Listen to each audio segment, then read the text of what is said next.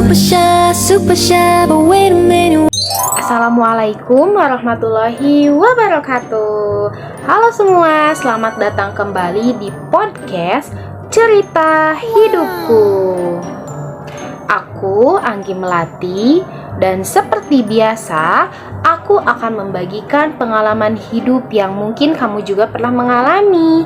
Kali ini kita akan membahas sosok-sosok yang sangat berpengaruh dalam membentuk diri kita, yaitu para guru. Ya, guru. Mereka bukan cuma mengajar, tapi juga membentuk karakter yang bisa jadi sangat berpengaruh dalam hidup kita. Aku yakin kamu punya cerita sendiri tentang guru-guru di hidupmu. Nah, hari ini aku mau berbagi pengalaman bertemu dengan berbagai tipe guru. Ada yang baik, ada yang kurang baik, ada yang sedikit mungkin mengesalkan, ada yang profesional, seperti itu. Teman-teman, sebelum mendengarkan cerita podcast dari aku, siapkan minuman favoritmu, duduk yang nyaman, dan mari kita nostalgia bareng tentang guru-guru di hidupku. Kayak aku nih, selalu minum kopi.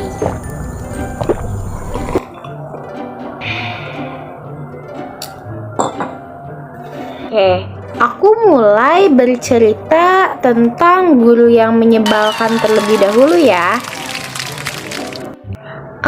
Kita mulai. Guru yang paling berkesan dalam artian negatif ya. Jadi tuh dulu aku mempunyai guru matematika. Kita samarkan saja ya namanya.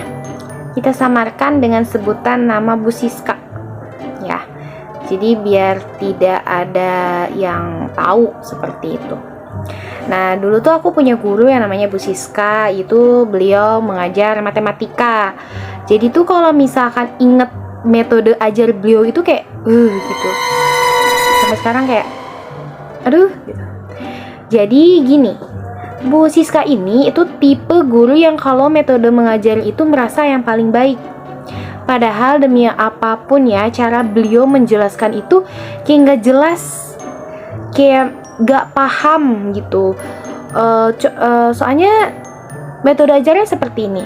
Beliau menuliskan rumus-rumus yang panjang di papan tulis dan menjelaskannya itu tidak lawan arah. Jadi menjelaskan sambil nulis, tidak bertanya kepada murid sudah paham apa belum. Dan setelah menulis rumusnya, kalian tahu nggak? Beliau memberikan pertanyaan. Pertanyaannya sih memang 5 ya, tapi dalam satu pertanyaan itu beranak. Contohnya pertanyaan nomor 1, tapi itu ada 5 poin. Bayangkan, dari 5 soal, satu soalnya aja ada 5 poin. Itu berapa? Dan kami tuh sebagai siswa tidak paham apa yang beliau ajarkan. Soalnya beliau itu benar-benar cuman menulis rumusnya aja gitu. Terus untuk menjelaskan juga tidak balik badan. Jadi menulis langsung menjelaskan begini ya, tanpa bertanya siswanya itu paham apa belum.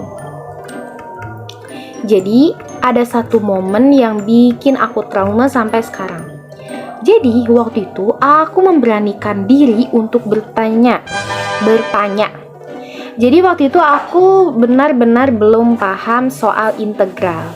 Jadi tuh aku angkat tangan, terus aku bertanya, tahu nggak apa yang Bu Siska lakukan, apa yang direspon oleh Bu Siska waktu itu.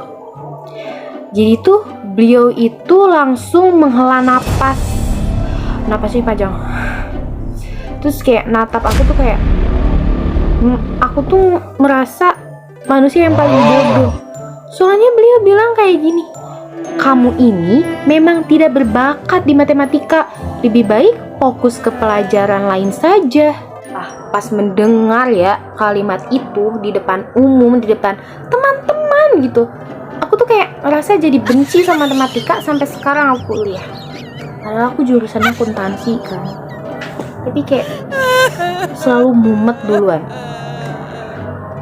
Bukan karena gimana ya, karena ada salah satu oknum guru yang bikin kita trauma gitu sampai sekarang, karena merasa aku tuh bodoh banget gitu direspon seperti itu. Jadi kayak aku mau nanya tuh kayak takut salah gitu, takutnya responnya kayak Bu Siska lagi tuh. Dan yang paling menyebalkan dari Bu Siska itu, beliau selalu membanding-bandingkan murid. Contohnya kayak gini, lihat noh si Andi nilainya aja selalu 90 ke atas, kenapa kalian tidak bisa seperti dia? Katanya kayak gitu. Satu lagi yang beliau lakukan, beliau itu selalu memberikan hukuman yang gak masuk akal. Pernah nih ya, ada satu teman aku di kelas yang lupa ngerjain PR. Bukannya diberi kesempatan untuk mengerjakan besok, tapi disuruh berdiri di depan kelas sambil mengangkat kedua tangan selama 2 jam pelajaran penuh. Bayangkan sambil diejek, dipermalukan di depan kelas, itu bukan cara mendidik, tapi mematikan semangat belajar siswa. Menurut aku nih, kalau misalkan memberi hukuman itu harus yang make sense gitu. Jangan yang membuat down siswa seperti itu. Hal guru itu harusnya tidak berbicara seperti itu ya, karena kan guru itu mengajarkan dari yang tidak tahu menjadi tahu, bukan membanding-bandingkan. Apalagi dengan waktu itu kita masih SMP, dimana masih peralihan dari masa anak-anak menjadi remaja gitu. Jadi gampang kayak baper, gampang masuk ke hati kayak gitu. Dan aku baru sadar nih ya, selama bertahun-tahun kemudian, saat ini kan aku masih kuliah, terus aku bertemu dengan dosen akuntansi yang sangat luar biasa. Jadi beliau itu selalu mengajarkan, benar-benar mengajarkan secara detail, terus tidak membedakan satu sama lainnya. Jadi stigma kalau aku malu untuk bertanya kepada guru itu terpatahkan oleh dosen yang ada di Universitas Indraprasta PGRI. Oke, selanjutnya aku akan menceritakan kebalikannya, jadi guru yang baik ya. Jadi itu setelah pengalaman yang membuat aku tidak menyenangkan ya dengan Bu Siska, aku beruntung bertemu dengan guru yang bernama Ibu Reni ya, di kelas 10, yaitu pada saat aku masih SMK. Beliau ini adalah guru sejarah yang benar-benar mengubah pandanganku tentang sosok guru. Saat mengajar sejarah, Ibu Reni ini tidak pernah mendikte atau menyuruh kami mencatat dengan halaman yang sangat banyak. Beliau ini tipe yang ramah, ceria, lembut, jadi selalu memahami setiap karakter peserta didik yang ada di dalam kelas. Yang paling kuingat itu dari cara Bu Reni memanggil nama setiap murid itu, beliau selalu menghafal semua nama. Jadi kan kalau misalkan ada guru yang hafal dengan nama kita itu, respon murid itu merasa senang, jadi merasa diperhatikan, merasa dikenal, jadi kayak menambah semangat kita untuk belajar ya. Jadi beliau itu selalu memberikan pertanyaan yang menarik, sederhana kepada setiap siswa. Jadi untuk melatih pemikiran kita agar lebih luas, jadi lebih ke diskusi ya, bukan membanding-bandingkan. Jadi saat mengajar, Bu Reni ini selalu bercerita dengan penuh semangat, seolah-olah kita itu diajar sama beliau itu merasa masuk ke dalam peristiwa sejarahnya, karena beliau itu mengajarkan dengan metode-metode ajar yang sangat unik gitu. Jadi tidak membuat bosan siswa yang mendengarkan gitu. Enggak, apa yang paling berkesan kepada Bu Reni ini? Jadi waktu itu hampir ada 5 orang yang remedial. Jadi waktu itu ulangannya itu mungkin nilainya itu di bawah KKM. Dan apa yang beliau lakukan, beliau itu mengevaluasi. Jadi bertanya kepada anak-anak, apa ada kendalanya, misalkan apa ada yang kurang paham dari cara menjelaskan ibu, terus media ajarnya kayak gimana, dan tahu nggak apa lagi yang beliau lakukan?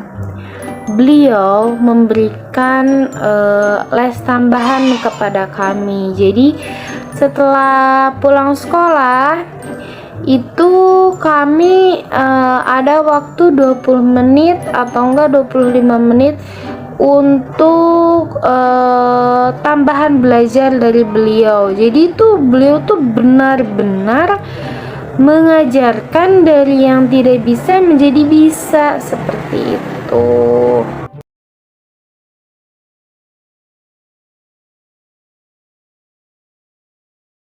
Ada satu lagi, beliau itu selalu menghargai pendapat setiap siswa.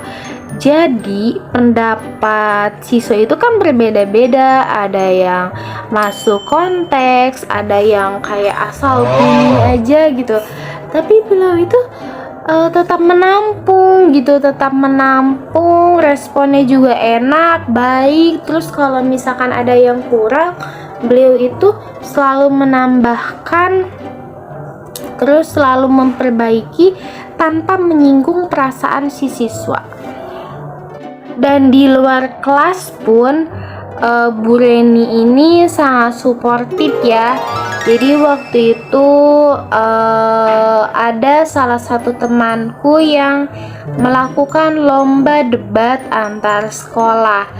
Jadi itu benar-benar Bu Reni itu datang buat mendukung dan membantu berlatih di luar jam sekolah. Soalnya kan memang debat antar sekolahnya itu ada tentang sejarah juga ya. Jadi itu benar-benar kayak mendukung banget gitu kepada siswa yang melakukan kompetisi gitu ya. Dan yang paling aku ingat juga nih ya, di hari kelulusan. Jadi Bu Reni itu benar-benar menghampiri aku ya, terutama sama teman aku gitu. Jadi sama teman-teman kelas aku gitu. Soalnya beliau itu kebetulan mantan wali kelas kita gitu.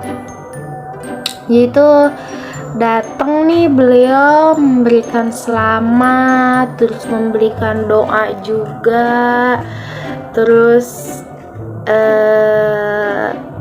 beliau selalu menambahkan kalimat-kalimat yang sangat positif dan sangat membangun, seperti itu. Oke, selanjutnya aku akan bercerita tentang guru yang sangat profesional. Jadi berbicara tentang guru profesional, aku langsung teringat sama Bularas ya. Aku samarkan kok namanya. Jadi beliau ini guru bahasa Inggris di kelas 11 dan juga 12. Kalau misalkan Bu Reni ini mengajar dengan baik hati, nah kalau misalkan Bu Laras ini beliau mengajar dengan kombinasi sempurna, yaitu antara baik hati dan juga otak. Bu Laras ini definisi sempurna dan profesional ya. Jadi beliau ini selalu datang tepat waktu, bahkan biasanya nih ya 10 menit lebih awal untuk menyiapkan materi. Jadi setiap pertemuan, jadi beliau tuh punya rencana ya, pembelajaran yang jelas. Jadi kita tahu nih persis apa yang dipelajari hari ini, minggu depan, bahkan sampai akhir semester. Tahu nggak yang membuat aku kagum? Bu Laras ini selalu update tentang metode pengajaran yang baru. Jadi beliau ini benar-benar tidak berhenti belajar gitu. Jadi beliau ini selalu menginfokan. Contohnya seperti ini. Anak-anak, ibu baru ikuti workshop tentang teknik mengajar baru. Kita lakukan metode ajarnya gitu. Jadi dan beliau itu terbuka dengan segala feedback, dan setelah mencoba metode ajar baru, beliau itu selalu bertanya. Contohnya kayak gini, bagaimana ya menurut kalian? Apakah ini membantu kalian memahami materi lebih baik? Dan Bu Laras itu juga sangat-sangat terorganisir. Jadi tugas-tugas selalu dikembalikan tepat waktu dengan feedback yang detail. Bukan cuma nilai nih ya, tapi juga tentang komentar, tentang apa yang bagus dan apa yang perlu ditingkatkan. Dan beliau selalu konsisten dengan aturan kelas yang disepakati bersama di awal semester. Dan yang paling mengesankan dari Bu Laras ini adalah sangat adil dalam menilai. Tidak ada anak emas atau anak yang dianaktirikan. Semua nilai berdasarkan kinerja mereka, bukan berdasarkan kesan pribadi. Aku ingat ya, waktu itu aku pernah dapat nilai B+. Untuk tugas yang dikerjakan aku itu setengah mati, padahal aku tuh termasuk murid yang aktif ya di dalam kelas. Tapi Bu Laras ini tetap objektif dalam menilai. Bu Laras ini selalu kompeten dalam bidangnya. Penguasaan bahasa Inggrisnya juga luar biasa, tapi yang lebih penting adalah kemampuannya mentransfer pengetahuan itu dengan cara yang mudah dan dipahami. Beliau selalu punya berbagai teknik untuk membantu murid dengan gaya belajar yang berbeda. Beliau juga sangat-sangat menghargai waktu. Jadi, kalau misalkan kelas dimulai dan berakhir juga tepat waktu, tidak ada waktu yang sangat-sangat terbuang untuk hal-hal yang tidak penting. Tapi di saat yang sama, beliau selalu punya waktu tambahan di luar kelas untuk membuat murid yang membutuhkan bantuan ekstra. Yang kuingat itu Bu Laras itu adalah kemampuannya itu memotivasi tanpa menakut-nakuti. Contohnya kayak gini, kalian itu akan menghadapi ujian nasional loh. Jadi mari kita persiapkan dengan baik, bukan untuk nilai, tapi untuk membekali kalian dengan kemampuan yang akan berguna di masa depan. Jadi pendekatan seperti ini membuat belajar bukan karena takut, tapi karena memahami nilai apa yang aku pelajari. Jadi berkat Bularas itu nilai bahasa Inggrisku itu meningkat drastis ya. Dan aku bahkan merasa termotivasi dengan cara belajar beliau. Terima kasih Bularas. Oke, selanjutnya aku akan menceritakan guru yang tidak bisa mengajar. Maaf ya, aku selalu menyamarkan nama gurunya. Nah, guru sekarang itu tipe yang kategorinya cukup menyedihkan ya, yaitu guru yang sebenarnya tidak bisa mengajar. Dan untuk ini aku teringat dengan Pak Dodi, guru fisika aku di kelas 11. Jadi Pak Dodi ini sebenarnya orang yang sangat-sangat pintar. Beliau lulusan universitas top dengan IPK yang nyaris sempurna. Jadi pengetahuannya itu tentang fisika tidak diragukan lagi. Masalahnya beliau tidak bisa mentransfer pengetahuan itu ke murid-murid. Contohnya kayak gini ya, kita bayangkan Pak Dodi masuk kelas, langsung menulis rumus-rumus rumit di papan tulis tanpa penjelasan. Kemudian beliau tuh cuman bilang kayak gini, buka halaman 75, kerjakan soal 1-20. Itu saja. Tidak ada penjelasan konsep, tidak ada contoh, tidak ada kesempatan bertanya. Ketika ada yang memberanikan diri bertanya, jawabannya selalu, itu kan ada di buku, baca saja baik-baik. Makanya rajin-rajin belajar buku. Tapi kan tetap saja, buku kan cuman kita lihat. Memprosesnya juga sangat lama, sedangkan kita sebagai murid itu harus benar-benar dijelaskan secara langsung, seperti secara detail gitu, dengan contoh-contoh yang ada gitu. Dan Pak Dodi ini juga punya kebiasaan bicara terlalu teknis. Jadi seolah-olah sedang berbicara dengan sesama profesor fisika, bukan dengan anak SMA yang baru belajar. Beliau ini sering menggunakan istilah-istilah yang bahkan tidak ada di buku teks, tanpa menjelaskan artinya. Tahu kan kalau misalkan bahasa profesor itu kayak gimana?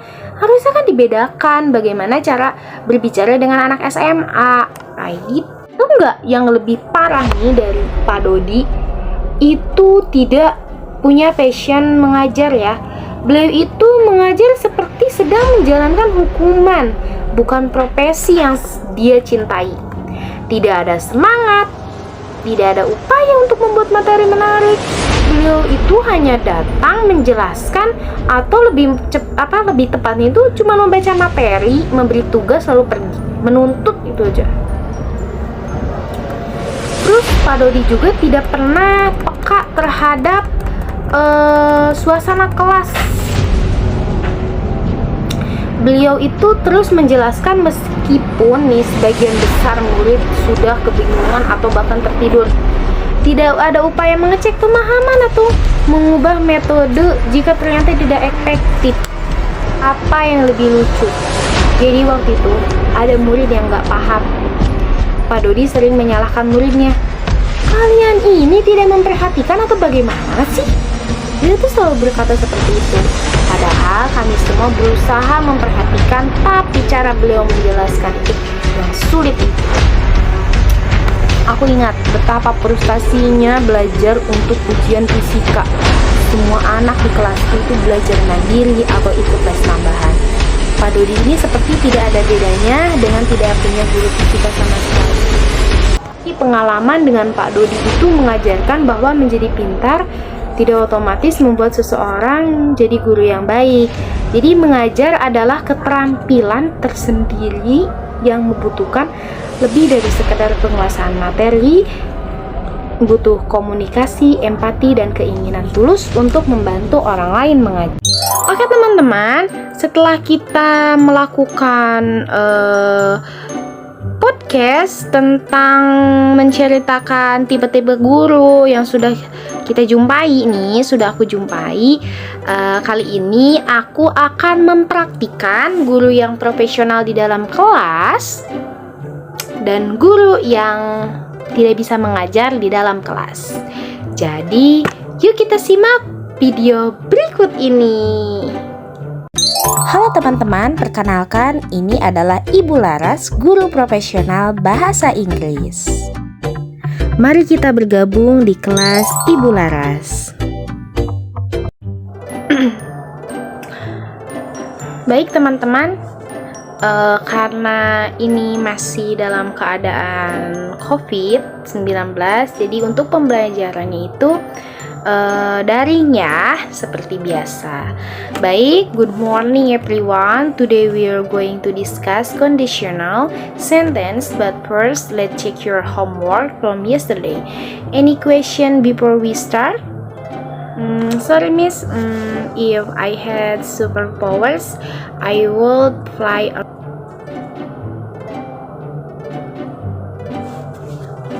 Di sini coba kalian lihat, ibu sudah memberikan materi. Jadi sedangkan second conditional digunakan untuk situasi hipotesis yang tidak mungkin atau kecil kemungkinannya terjadi. Hey, thank you miss. You're welcome Anggi. Selanjutnya kita akan belajar dengan Pak Dodi, guru yang tidak bisa mengajar di mata pelajaran fisika.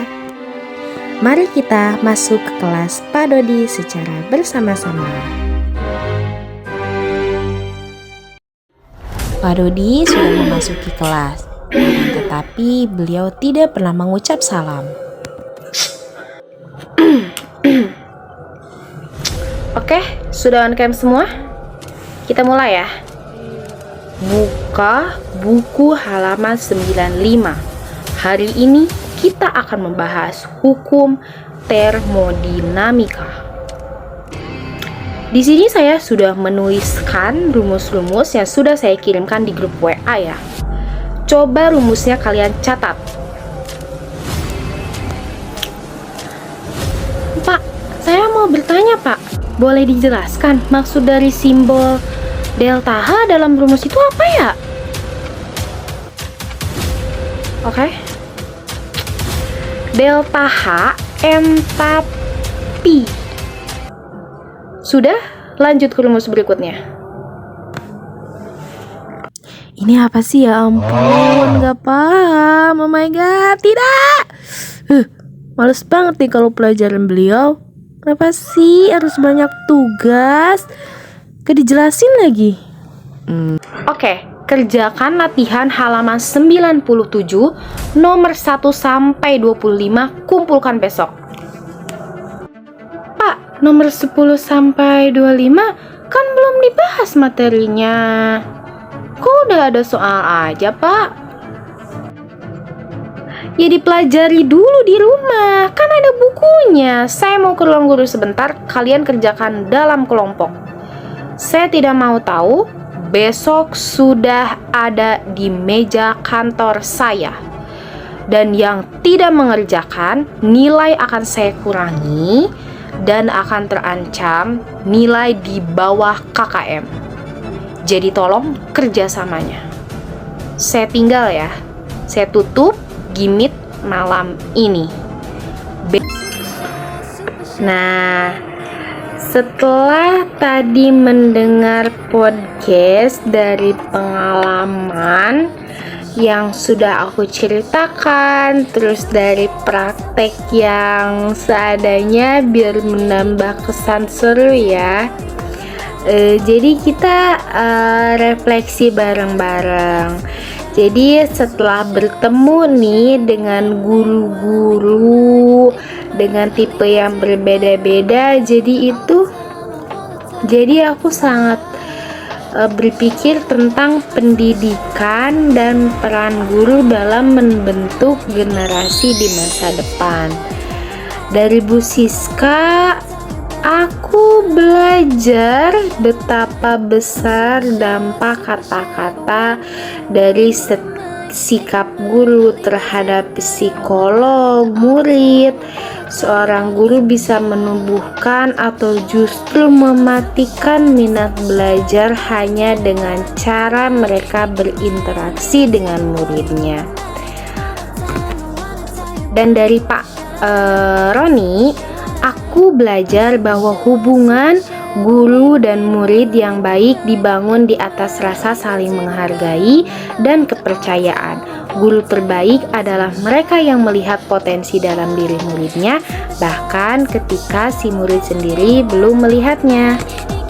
Dari Bu Laras, aku belajar bahwa profesionalisme dan kompetensi sama pentingnya dengan kebaikan hati. Guru yang efektif adalah gabungan dari keahlian teknis yang solid dan kemampuan interpersonal yang baik. Dan dari Pak Dodi, aku belajar bahwa pengetahuan tanpa kemampuan untuk membagikan dengan orang lain adalah seperti harta karun yang terkunci rapat. Jadi ya tidak ada manfaatnya. Ya teman-teman, aku tuh berpikir ya, mungkin itulah mengapa guru disebut pahlawan tanpa tanda jasa. Karena pengaruh mereka itu begitu besar loh, tapi sering tidak disadari sampai bertahun-tahun kemudian. Guru yang baik tidak hanya mengajarkan mata pelajaran, tapi juga mengajarkan tentang hidup, tentang diri kita sendiri, tentang dunia. Sampai sekarang aku masih sangat sering teringat kata-kata dari Pak Roni saat aku merasa ingin menyerah. Aku masih menggunakan teknik belajar yang diajarkan Bu Laras ketika menghadapi materi sulit, dan aku masih berusaha melawan rasa tidak percaya diri dalam pelajaran matematika yang ditanamkan oleh Bu Siska. Karena itu, aku percaya bahwa menjadi guru adalah salah satu tanggung jawab yang sangat-sangat besar. Mereka tidak hanya membentuk pikiran, tapi juga membentuk hati dan kepercayaan diri untuk generasi di masa depan. Teman-teman, itu tadi ceritaku tentang guru-guru yang pernah aku temui. Bagaimana denganmu? Pasti kamu juga punya cerita sendiri tentang guru-guru yang berkesan dalam artian positif dan juga negatif. Yuk, di komen yang mempunyai pengalaman yang lebih seru dan menyenangkan. Boleh juga kirim nih teks podcastnya biar aku ceritakan di minggu depan. Bye bye, see you soon. Wassalamualaikum warahmatullahi wabarakatuh. I'm super shy, but wait a minute while I make your mind. Darling, 난 지금도 you're on my mind all the time.